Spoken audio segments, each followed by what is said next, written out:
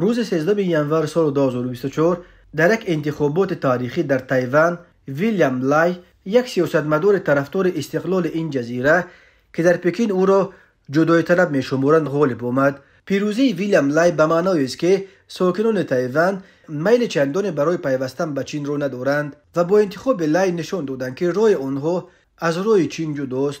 پس از اعلان نتیجه نهایی و برد لای در انتخابات پرزیدنتی چین فوراً و با عصبانیت بار دیگر تاکید نمود که جزیره تایوان بخشی از کشور چین است. اما لای در اول سخنرانی خود اظهار داشت که تایوان در روی بازگشت ناپذیر قرار دارد.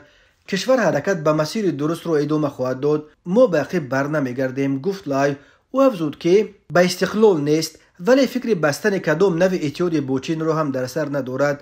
لای تاکید کرد که در حالت ضروری از تهدیدهای چین در مقابل تایوان از کشورش دفاع می کند. تا کنون چین بارها به تایوان هشدار داده است که در صورت اعلان خودمختاری چین برای دفاع از یکپارچگی خود تمام چاره ها را می اندیشد، از جمله از قوه نظامی و ارتش نیز استفاده خواهد برد. ولی لای ضمن سخنرانی خود گفت که واکنش چین برای من مهم نیست.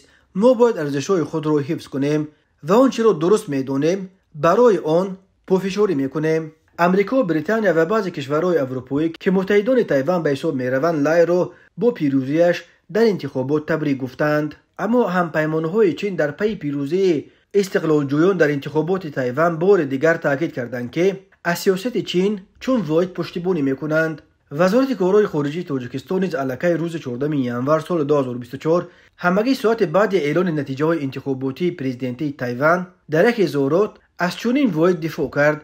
دوشنبه رسما اعلان نمود که حکومت جمهوری مردمی چین را یگانه حکومت قانونی و به نمایندگی از همه این کشور می‌داند. به دنبال تاجیکستان روز 15 ینوار سال 2024 وزارت کارهای خارجه ازبکستان نیز به همین مانند بیانیه را در سامانه خود نشر نمود.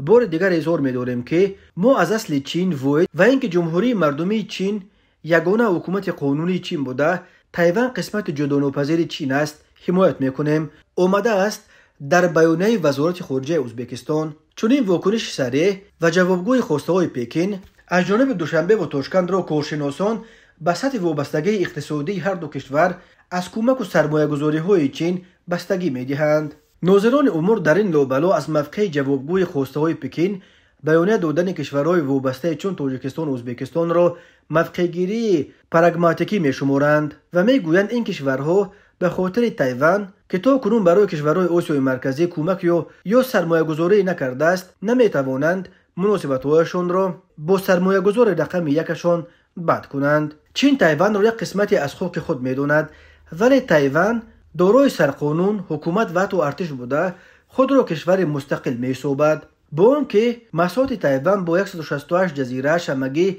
36,000 کیلومتر مربع و اهالیش همگی 20 میلیون نفر است، اقتصاد تایوان 19مین اقتصاد از همه قوی در دنیا به شمار می‌رود.